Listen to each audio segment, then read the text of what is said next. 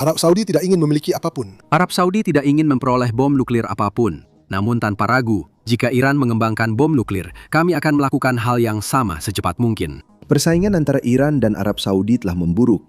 Apa yang dulunya merupakan perang dingin, sekarang mulai terlihat jauh lebih panas. Dalam beberapa minggu terakhir, rudal dan drone Iran menyerang pelabuhan minyak dan pangkalan udara Arab Saudi, merusak Ras Tanura dan Provinsi Timur. Di tengah Arab Saudi yang sedang bergolak, Riyadh menyatakan kepercayaan pada Teheran hilang sama sekali. Laporan juga menyebut putra mahkota Muhammad bin Salman secara pribadi meminta Presiden Trump agar tidak setengah-setengah, melainkan membumi hanguskan Iran. Ini bukan lagi soal pembendungan, ini soal kehancuran. Untuk memahami arah semua ini, Anda perlu melihat kembali bagaimana revolusi puluhan tahun lalu berubah menjadi kematian warga sipil di Al-Qajar, Arab Saudi, serta pengusiran pejabat tinggi Iran sebagai musuh negara. Sebelum tahun 1979, Iran dan Arab Saudi adalah rival. Namun, persaingan ini masih bisa dikendalikan. Meski ada ketegangan dan persaingan, tetap ada batas yang jelas. Iran di bawah Syah sangat dekat dengan Amerika Serikat, begitu juga Arab Saudi. Kedua negara berada di pihak yang sama dalam hal strategi Amerika di Teluk. Mereka bersaing demi pengaruh, prestis, dan kekuatan ekonomi. Namun persaingan itu tak pernah terasa seperti pertarungan zero sum. Tak ada yang percaya pihak lain ingin menghapus mereka dari peta hingga tahun 1979 datang, dan segalanya berubah drastis dalam semalam. Revolusi Iran tidak hanya mengganti satu pemimpin dengan yang lain, tetapi juga mengubah seluruh identitas negara itu. Iran tidak lagi beroperasi seperti negara biasa yang fokus pada perbatasan dan stabilitas. Iran menempatkan diri sebagai kekuatan revolusioner dengan keyakinan bahwa modelnya harus melampaui batas negaranya. Kepemimpinan baru di Teheran menganggap sistemnya harus menyebar dan membentuk ulang kawasan sekitar, sehingga ketegangan mulai memuncak. Bagi Riyadh, ini bukan sekedar perubahan kebijakan, melainkan tantangan langsung terhadap tatanan yang mereka andalkan. Arab Saudi bukan negara biasa di kawasan itu. Ini adalah sebuah monarki yang sangat terkait dengan agama, dibangun atas perannya sebagai penjaga Islam Sunni dan pelindung Mekah serta Madinah. Kini, Iran tiba-tiba tampil sebagai suara Muslim Syiah global, menawarkan model alternatif yang langsung menyaingi legitimasi Arab Saudi. Jadi, persaingan yang dulunya terkendali dengan cepat berubah menjadi sesuatu yang jauh lebih dalam. Persaingan kini bukan hanya soal jalur perdagangan atau pengaruh regional, tapi sudah menjadi ideologis. Perpecahan sektarian antara Islam Sunni dan Syiah menjadi hal utama. Namun, bahkan itu pun sering digunakan sebagai alat politik daripada murni alasan agama. Di balik semua itu, ada kenyataan sederhana yang dipahami kedua belah pihak. Ini menjadi sebuah persaingan yang tidak bisa mereka biarkan berakhir dengan kekalahan. Jika kedua pihak menganggap taruhannya sebagai masalah eksistensi, aturan berubah. Iran tak lagi bertindak layaknya negara biasa. Iran mulai bertindak seperti sebuah gerakan, seperti sebuah perjuangan yang melampaui batas negaranya. Dan Arab Saudi, mau tidak mau, mendapati dirinya menjadi penghalang utama yang berdiri di jalannya. Tapi saya melihat Anda menyebut Ayatollah Khamenei sebagai Hitler baru di Timur Tengah. Tentu saja. Kenapa? Karena mereka mau. Dia ingin memperluas dan membuat proyek sendiri di Timur Tengah, mirip seperti Hitler yang juga ingin memperluas wilayah pada masanya. Banyak negara di dunia dan Eropa tidak sadar bahaya Hitler hingga peristiwa itu benar-benar terjadi. Saya tidak ingin peristiwa serupa terjadi di Timur Tengah. Dari sana, hanya tinggal menunggu waktu sebelum persaingan itu meluas keluar perbatasan mereka dan ke seluruh wilayah lainnya. Ledakan besar pertama terjadi pada tahun 1980 yang membawa persaingan itu keluar dari bayang-bayang dan menjadi konflik terbuka. Perang Iran-Irak menjadikan Irak di bawah Saddam Hussein sebagai garis depan melawan dorongan revolusioner Iran. Arab Saudi mendukung Irak bukan karena percaya atau sevisi dengan Saddam, melainkan karena takut pada perubahan Iran. Bagi Riyadh, menghentikan Iran sangat penting. Bagi Teheran, hal ini mengubah segalanya. Arab Saudi kini bukan lagi sekadar saingan yang mengamati dari jauh. Arab Saudi kini aktif mendukung musuh-musuh Iran. Perubahan ini memperkeras sikap kedua pihak dan membuat konflik lebih pribadi. Sementara itu muncul tekanan baru yang tak melibatkan tank atau rudal. Minyak menjadi senjata. Arab Saudi dapat menyesuaikan produksi dan mempengaruhi harga global, memberinya pengaruh ekonomi besar. Iran yang telah terbebani perang dan terisolasi tidak memiliki fleksibilitas yang sama. Saat pertempuran melemahkannya di medan perang, tekanan ekonomi datang dari luar. Itu adalah pukulan 1-2 yang membuat persaingan menjadi semakin intens. Lalu ketegangan itu mencapai salah satu area yang paling sensitif yang bisa dibayangkan. Pada tahun 1987 selama ibadah haji di Mekah, bentrokan terjadi antara jamaah Iran dan pasukan keamanan Saudi. Perjalanan yang seharusnya menjadi perjalanan suci berubah menjadi kekacauan. Lebih dari 400 jamaah tewas, sebagian besar dari mereka adalah orang Iran. Reaksinya langsung dan penuh emosi. Kedutaan besar diserang, kemarahan meluap ke jalanan, dan hubungan diplomatik antara kedua negara pun runtuh. Pada saat itu, konflik tersebut tidak lagi sekedar bersifat politik atau militer. Konflik tersebut merambah ke ranah agama dan memengaruhi kehidupan masyarakat. Banyak keluarga kehilangan orang tercinta di momen yang seharusnya penuh iman dan persatuan. Kehilangan ini sulit dilupakan. Hal itu membekas dan memperdalam kebencian di seluruh komunitas. Untuk beberapa saat setelah itu, situasi tampak mereda. Sepanjang tahun 1990-an dan awal 2000-an, ada kunjungan diplomatik, perjanjian keamanan, dan upaya untuk menstabilkan hubungan. Di permukaan tampaknya ada kemajuan seolah-olah kedua belah pihak mundur dari jurang, tapi di bawahnya masalah inti masih tetap ada, tidak tersentuh. Tidak ada kesepakatan nyata tentang siapa yang seharusnya memimpin kawasan ini. Tidak ada visi bersama untuk masa depan dan tidak ada kompromi dalam ideologi. Persaingan itu belum berakhir, hanya saja mereda untuk sementara. Ketegangan mungkin sedikit mereda, tapi api di bawahnya masih menyala. Lalu, tahun 2003 tiba dan seluruh situasi pun kembali berubah. Amerika Serikat melancarkan perang Irak dan menggulingkan Saddam Hussein yang dieksekusi pada 2006. Di atas kertas, ini tampak seperti kejatuhan diktator. Pada kenyataannya, hal itu menghilangkan penyangga utama yang selama ini menahan Iran untuk memperluas pengaruhnya di dunia Arab. Apa yang terjadi setelahnya mengubah kawasan ini dengan cara yang tidak banyak orang duga. Pemerintahan yang dipimpin Syiah muncul di Baghdad dan Iran bergerak cepat membangun pengaruh melalui aliansi politik, jaringan milisi, dan hubungan ekonomi. Hanya dalam beberapa tahun, Teheran memiliki pengaruh di Irak yang sebelumnya tak terpikirkan sebelum invasi. Dari sudut pandang Arab Saudi, ini adalah mimpi buruk yang terjadi secara perlahan. Mereka melihat bukan sekedar Iran mendapatkan pengaruh, tapi ada strategi sengaja yang membentuk sabuk kekuatan Syiah di kawasan itu. Teheran perlahan membangun yang disebut banyak orang sebagai bulan sabit Syiah dari Iran, Irak, Suriah hingga Lebanon. Dan disinilah persaingan menjadi semakin tajam. Perpecahan sektarian tidak lagi hanya soal identitas atau keyakinan. Ini jadi alat bagi kedua pihak untuk mencari dukungan, membenarkan aksi mereka, dan memperdalam perpecahan kawasan. Perubahan ini tidak hanya membentuk ulang Irak, ini mengubah keseimbangan kekuatan di Timur Tengah. Saat negara-negara melemah, persaingan pun pindah ke tempat baru, menjadikan negara rapuh sebagai medan pertempuran. Inilah titik di mana persaingan benar-benar muncul ke permukaan dan menjadi mustahil untuk diabaikan.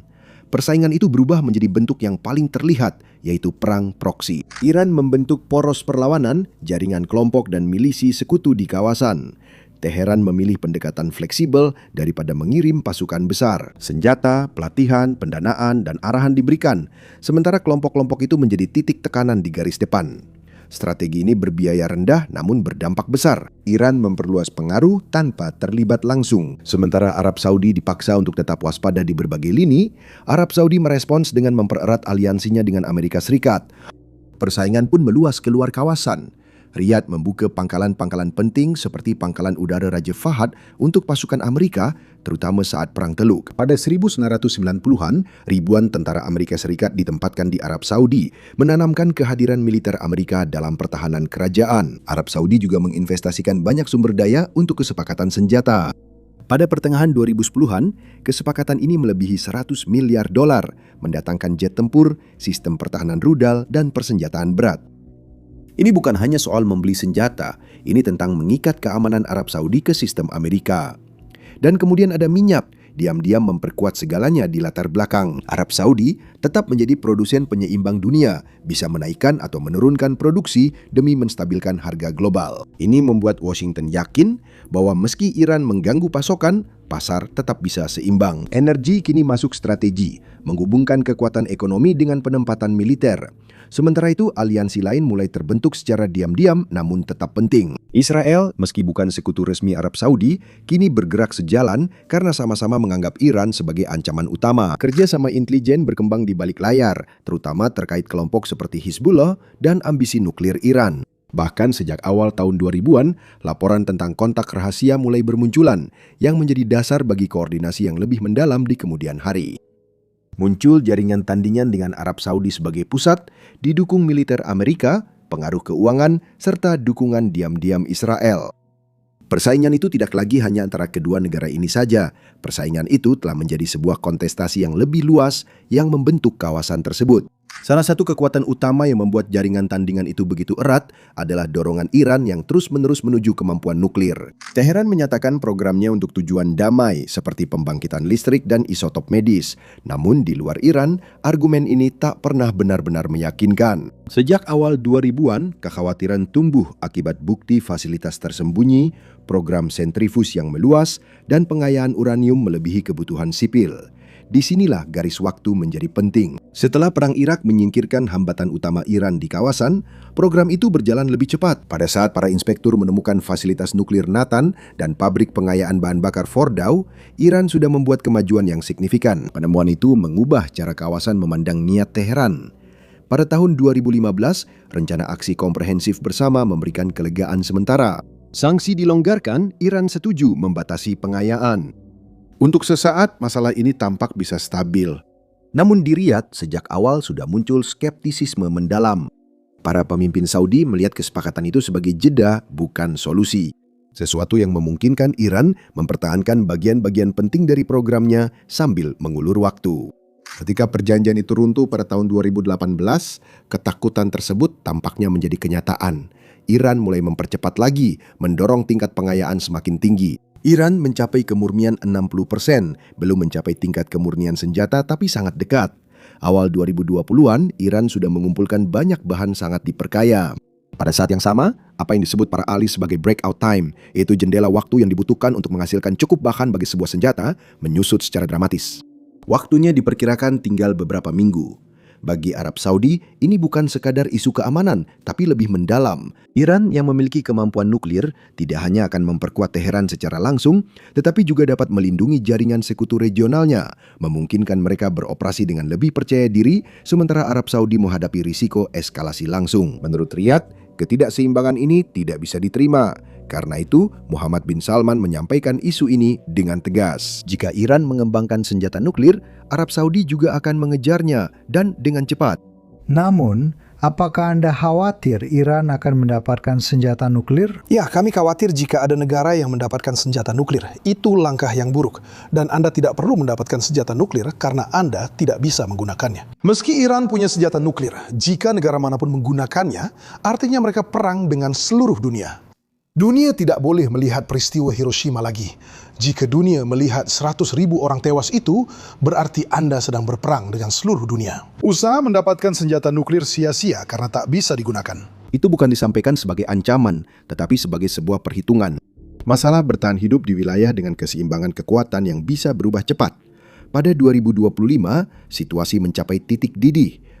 Israel, didukung Washington, kini beralih dari kampanye siber rahasia ke aksi militer langsung. Serangan itu adalah upaya terkoordinasi Israel untuk menyerang infrastruktur nuklir Iran yang sensitif dengan target yang tidak acak. Natanz, pusat utama pengayaan Iran, diserang dengan amunisi presisi untuk melumpuhkan ruang sentrifus canggih. Fordow, yang berada di bawah gunung dekat Qom dan didesain tahan serangan udara, diserang dengan amunisi penghancur bunker. Fasilitas dekat Isfahan, seperti lokasi konversi uranium dan pusat penelitian, juga diserang. Serangan itu didukung intelijen AS Serikat, pengawasan satelit, dan koordinasi logistik, meski Washington tak mengerahkan pesawatnya sendiri. Kampanye ini mengingatkan pada upaya sebelumnya seperti Stuxnet pada tahun 2010, operasi siber yang menghancurkan ratusan sentrifus, dan sabotase di Natanz tahun 2021 yang melumpuhkan sistem listrik.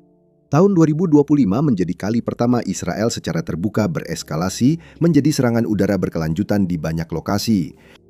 Analis memperkirakan serangan-serangan itu merusak ratusan sentrifus dan menghambat kapasitas pengayaan selama 2 hingga 3 tahun. Namun serangan itu tak menghentikan program tersebut.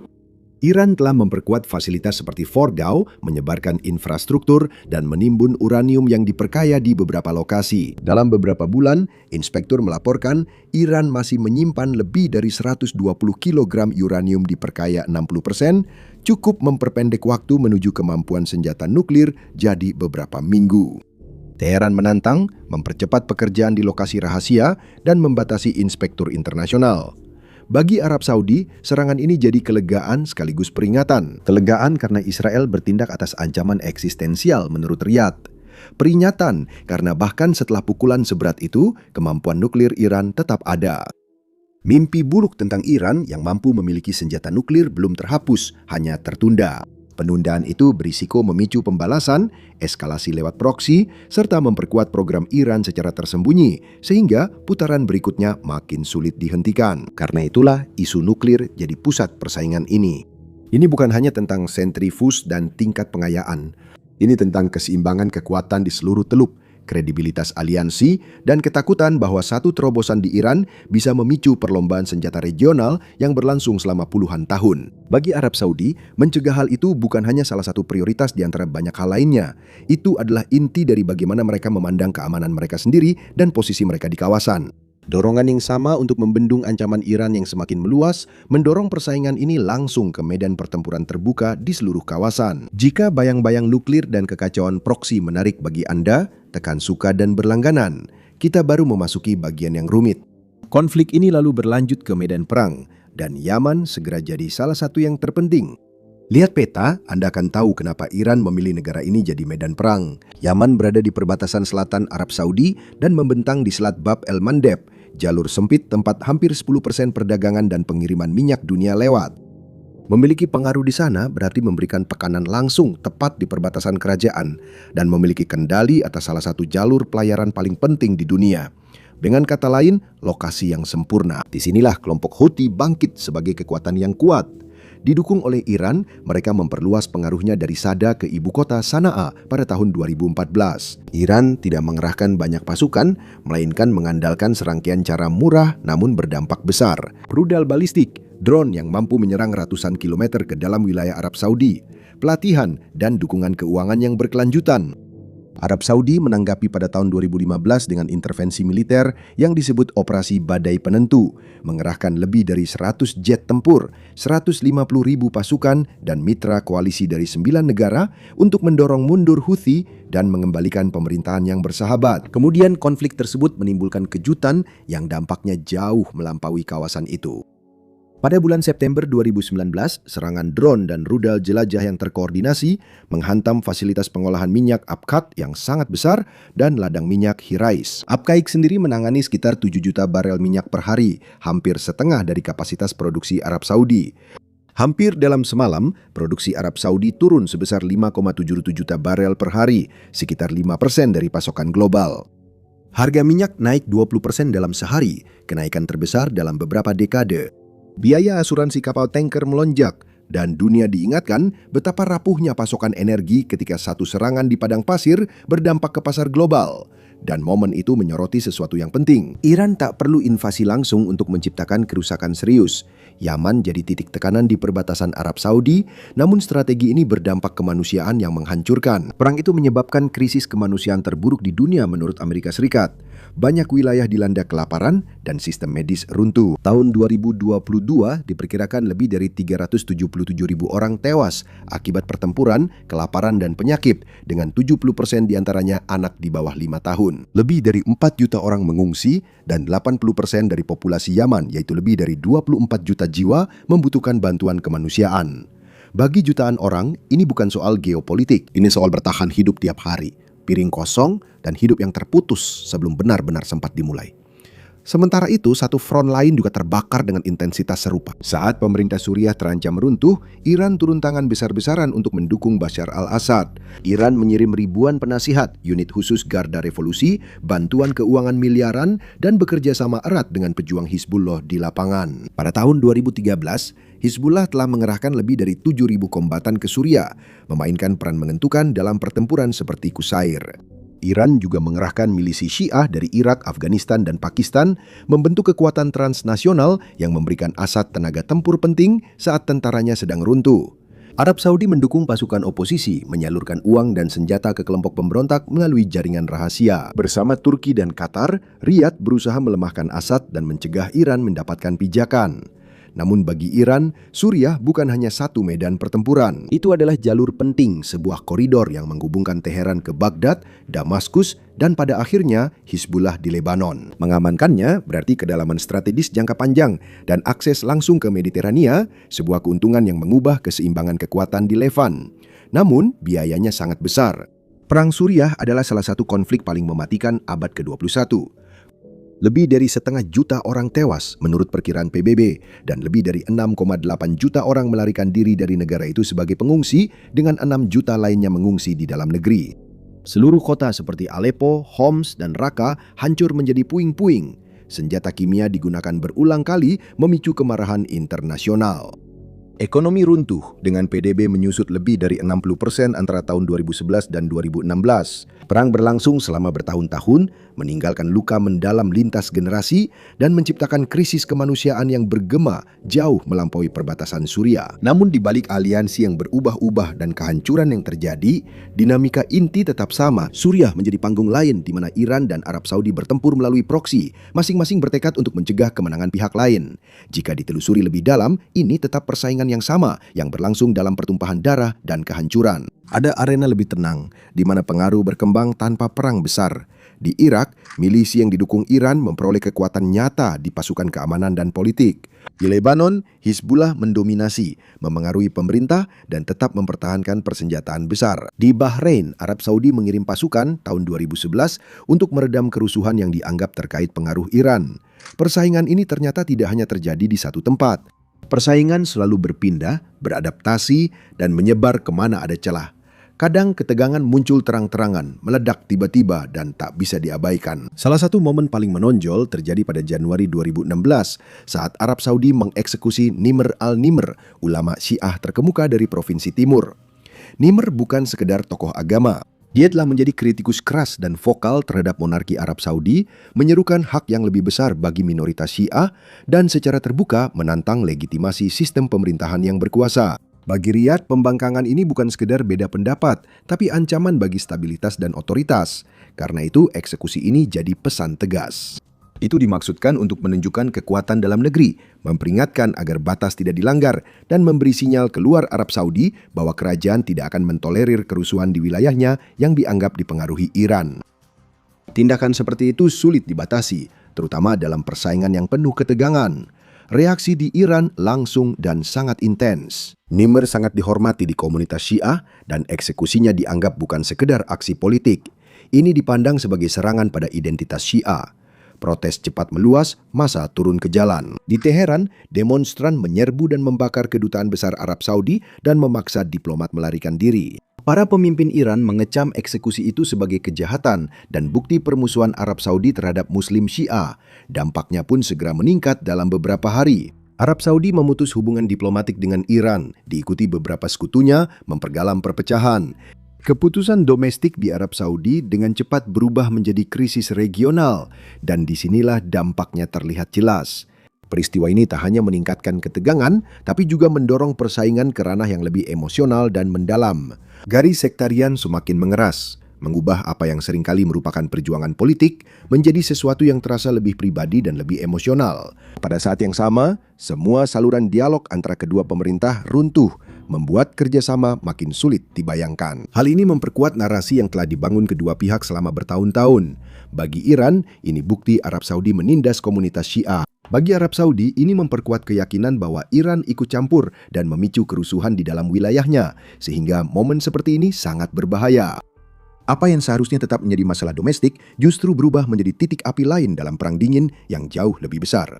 Di balik semua itu, sebenarnya tidak ada yang benar-benar berubah. Arab Saudi dan Iran masih terjebak dalam persaingan yang sama untuk mendapatkan legitimasi dan pengaruh, masih bergerak lewat proksi, masih bertarung melalui simbol, dan masih berpegang pada keyakinan yang sama di kedua belah pihak bahwa mundur bukanlah pilihan. Setelah bertahun-tahun menjalani siklus melelahkan ini, kedua pihak mulai tampak lelah. Saat itu, sesuatu yang tak terduga mulai muncul. Pada bulan Maret 2023, terjadi sesuatu yang membuat hampir semua orang terkejut. Arab Saudi dan Iran mengumumkan bahwa mereka akan memulihkan hubungan diplomatik, dan kesepakatan itu bukan dijembatani oleh Amerika Serikat, melainkan oleh Tiongkok. Beijing turun tangan sebagai penengah, menawarkan tempat netral dan mendukungnya dengan insentif ekonomi. Bagi Riyadh dan Teheran, ini menciptakan peluang untuk mengatur ulang hubungan tanpa beban yang biasanya muncul dengan mediasi Barat. Untuk sesaat, tampaknya hal itu bisa berhasil. Dalam beberapa bulan, kedutaan dibuka kembali di kedua ibu kota dan nada kedua pihak jadi lebih lunak. Setelah bertahun-tahun eskalasi, konflik proksi, dan putusnya hubungan diplomatik, kali ini terasa berbeda, seperti jeda atau awal sesuatu yang lebih stabil. Simbolismenya saja sudah bermakna besar. Arab Saudi punya alasan kuat meredakan situasi karena Vision 2030 bergantung pada stabilitas, investasi asing, dan lingkungan yang stabil untuk diversifikasi ekonomi. Iran berada di bawah sanksi berat dan tekanan terus-menerus, jadi setiap celah untuk bernapas sangat berharga. Dan kemudian ada Tiongkok yang mendapatkan tepat apa yang diinginkannya. Tiongkok membuktikan bahwa mereka bisa masuk ke Timur Tengah dan memainkan peran diplomatik yang serius, bukan hanya peran ekonomi saja. Itulah sebabnya kesepakatan itu menarik perhatian besar. Beberapa orang pun bertanya, apakah ini tanda pengaruh Amerika di kawasan mulai bergeser? Namun jika Anda melihat di balik tajuk berita, batasan kesepakatan terlihat jelas. Masalah yang paling sulit sama sekali tidak disentuh. Perang di Yaman tetap belum selesai. Milisi yang didukung Iran di seluruh kawasan masih beroperasi seperti biasa.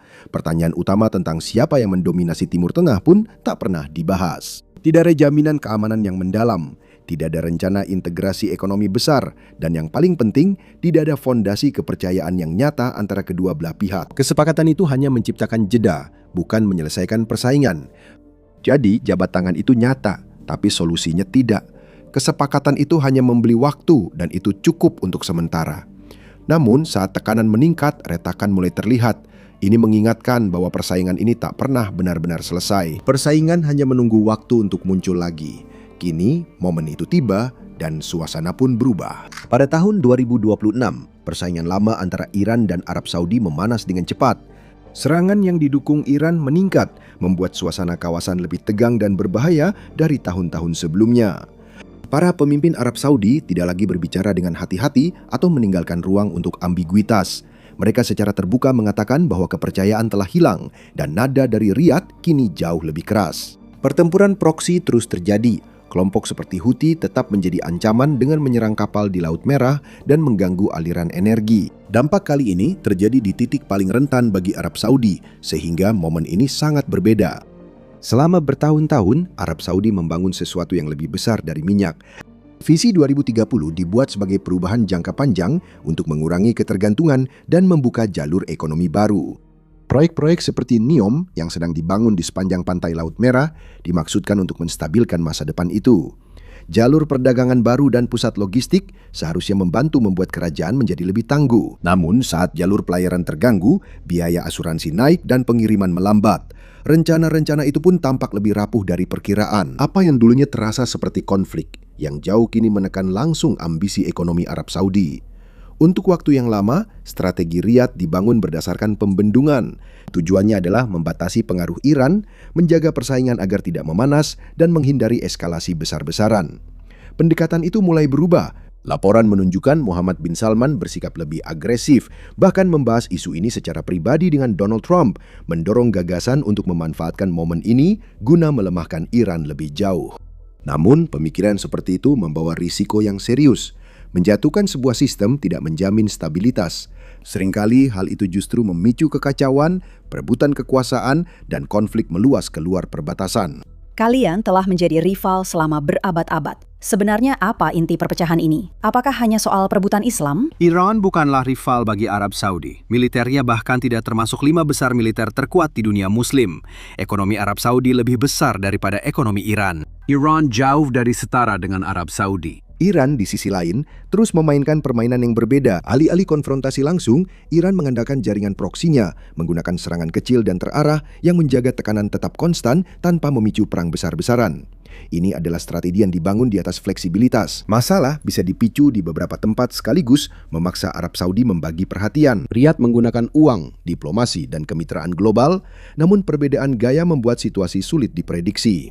Sementara itu Iran menghadapi tekanan domestik, ekonominya tertekan dan mata uangnya melemah. Inflasi pernah melebihi 40% dan pengangguran muda tetap tinggi. Tekanan ini perlahan meningkat, terutama di kalangan anak muda, dan dapat berkembang ke salah satu dari dua arah. Tekanan bisa berubah jadi frustrasi pada sistem atau memperkuat perlawanan saat tekanan eksternal meningkat. Ini bukan lagi sekadar siklus dalam persaingan panjang. Ini terasa lebih seperti pola yang terus berulang, di mana setiap putaran terasa lebih tajam dari sebelumnya. Setiap jeda selalu bersifat sementara, dan setiap kembalinya selalu datang dengan intensitas yang lebih tinggi. Saat ini membawa perasaan yang sama, tetapi dengan taruhan yang lebih besar. Seolah hasilnya bisa mengubah lebih dari sekedar keseimbangan antara kedua negara ini. Houthi masih aktif di dekat Selat Bab el-Mandeb, salah satu jalur perdagangan tersibuk di dunia. Sebagian besar yang signifikan dari perdagangan global lewat koridor itu. Setiap serangan menaikkan biaya asuransi, memperlambat pengiriman, dan menaikkan harga bahan bakar serta barang. Dampaknya meluas hingga ke wilayah yang jauh dari konflik, memengaruhi kehidupan sehari-hari. Bagi Arab Saudi, ancamannya langsung dan pribadi. Fasilitas minyak utama mudah dijangkau, dan setiap serangan yang berhasil menunjukkan rentannya sumber pendapatan kerajaan. Serangan 2019 ke fasilitas minyak Abkhaz menunjukkan seberapa cepat gangguan bisa mengguncang pasar global. Jika insiden seperti itu makin sering, harga minyak naik, inflasi mengikuti, dan dampaknya terasa hingga luar Timur Tengah. Itulah sebabnya kekuatan luar tetap sangat terlibat. Amerika Serikat menjaga hubungan keamanan erat dengan Arab Saudi lewat kesepakatan senjata dan kerjasama intelijen, sambil berupaya menyeimbangkan dukungan itu dengan kebutuhan untuk mencegah konflik yang lebih luas. Tiongkok mengambil pendekatan berbeda dengan membantu menengahi kesepakatan 2023 antara Riyadh dan Teheran demi memposisikan diri sebagai kekuatan penstabil. Namun, fokus utamanya tetap pada perdagangan stabil dan pasokan energi andal. Tantangan bagi Beijing pun sudah jelas. Tiongkok mampu membuka pintu diplomatik, namun jangkauan militernya terbatas untuk menjaga stabilitas saat ketegangan meningkat. Sehingga Tiongkok tetap punya pengaruh, tetapi kendalinya terbatas. Situasi ini menciptakan panggung yang ramai dan rumit, di mana kekuatan besar terlibat dengan kepentingan sendiri, namun tak ada yang benar-benar mengendalikan. Kondisi seperti ini meningkatkan resiko salah perhitungan. Pemikiran Arab Saudi kini berkembang. Strategi pembendungan saja dianggap tak cukup. Sinyal yang datang dari Riyadh menunjukkan keyakinan yang semakin besar bahwa satu-satunya solusi yang bertahan lama terletak pada perubahan di dalam Iran itu sendiri. Hal ini menandai pergeseran dari pertahanan ke sikap lebih tegas, memakai tekanan ekonomi, pengaruh politik, dan mungkin tindakan lain. Iran bukan target mudah. Iran memiliki populasi besar, pasukan keamanan berpengalaman, dan puluhan tahun beradaptasi di bawah sanksi. Namun tekanan ekonomi tetap nyata. Persaingan ini kini memasuki fase baru yang berbahaya. Kedua belah pihak sedang berada di bawah tekanan, keduanya sama-sama bertekad, dan keduanya punya alasan untuk mendorong lebih keras. Apa yang terjadi selanjutnya akan menentukan apakah siklus ini akan terus berlanjut atau akhirnya berubah menjadi sesuatu yang jauh lebih besar. Jadi, apa yang akan terjadi selanjutnya? Itulah pertanyaan yang menggantung di atas segalanya, dan jawabannya tidaklah sederhana. Di depan ada beberapa jalan, namun tak satu pun terasa stabil. Salah satunya adalah ketegangan yang perlahan terjadi selama bertahun-tahun. Serangan proksi terus terjadi, infrastruktur diterpa gelombang serangan, dan tekanan di jalur pelayaran utama meningkat. Kawasan tetap tegang dan waspada, namun belum terjadi perang besar. Ini berantakan, mahal, tak terduga, tapi sudah biasa. Kedua pihak tahu cara beroperasi seperti ini, namun keseimbangan ini rapuh dan mudah hancur. Jalan lain adalah kesalahan besar. Satu serangan melampaui batas atau satu respon melewati batas yang tak bisa diurungkan. Pada saat itu, konflik bisa melonjak dari tekanan yang terkendali menjadi sesuatu yang jauh lebih besar, jauh lebih sulit untuk dikendalikan. Lalu ada faktor tak terduga, dan itu berada di dalam Iran sendiri. Tekanan ekonomi, kontrol politik, dan frustrasi besar pernah memicu protes sebelumnya. Jika tekanan meningkat lagi, situasi bisa cepat berubah, tapi itu tetap tak menjamin stabilitas. Jika sistem melemah atau retak, ini bisa memicu perebutan kekuasaan, fragmentasi, dan ketidakstabilan yang merembet ke negara-negara tetangga. Perubahan tak selalu membawa ketenangan. Kadang hal ini menciptakan kekacauan berbeda. Semua kembali pada kenyataan sederhana. Persaingan ini ada di pusat energi dan perdagangan global. Rudal dari Yaman atau serangan dekat fasilitas minyak Arab Saudi berdampak luas, menyebabkan biaya pengiriman naik dan harga minyak langsung bereaksi. Kenaikan itu menjalar ke rantai pasokan dan berdampak pada harga bahan bakar, transportasi, dan belanja harian. Bahkan Anda yang jauh dari konflik ini tetap merasakan dampaknya. Semua cerita Perang Dingin ini berawal dari revolusi Iran. Sejak itu, terjadi persaingan panjang dengan konflik proksi, jeda singkat, dan ketegangan yang terus muncul. Tiap putaran membawa risiko dan konsekuensi lebih besar. Karena itu, 2026 menjadi momen sangat krusial. Kini, pertanyaannya bukan hanya siapa yang unggul. Pertanyaannya, apakah persaingan ini akan terus menarik kawasan dan dunia, atau akan terjadi perubahan? Timur Tengah sudah sering mengalami konflik dan ketenangan yang tidak pasti. Biayanya sudah sangat tinggi dan terus naik. Apa yang akan terjadi? Kita akan menentukan apakah persaingan ini akan terus menarik semua orang atau pola ini akhirnya terhenti. Jika Anda ingin tetap selangkah lebih maju menghadapi ledakan berikutnya dalam persaingan ini, tekan tombol suka dan berlangganan. Percayalah, pertunjukan besarnya masih jauh dari selesai. Begitu juga dramanya.